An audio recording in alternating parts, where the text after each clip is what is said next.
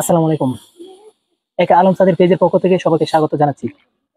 আজকে আমাদের গ্রামের প্রাকৃতিক সৌন্দর্য দৃশ্যগুলো আপনাদের মাঝে শেয়ার করব। তো কথা না বেরিয়ে আগে ভিডিও শুরু করি।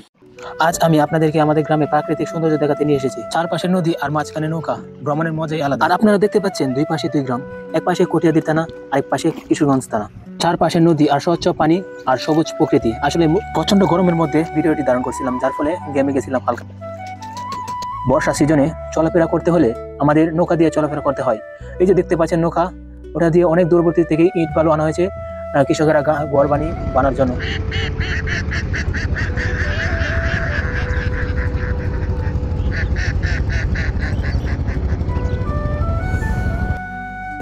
এদিকে জেলেরা রিং জাল ফেলেছে, যদিও এ জালে ছোট ছোট মাছ ধরাও পড়ে যাচ্ছে। ছোট ছোট মাছ মারা যাওয়ায় নদীর সম্পদ নষ্ট হচ্ছে, তবুও এটাই এখানকার বাস্তবতা। প্রকৃতি আমাদের প্রতিদিন নতুন কিছু উপহার দিচ্ছে। চারপাশে শুধু সবুজ নদীর স্রোত আর পাখির ডাক। কটা বাছুর?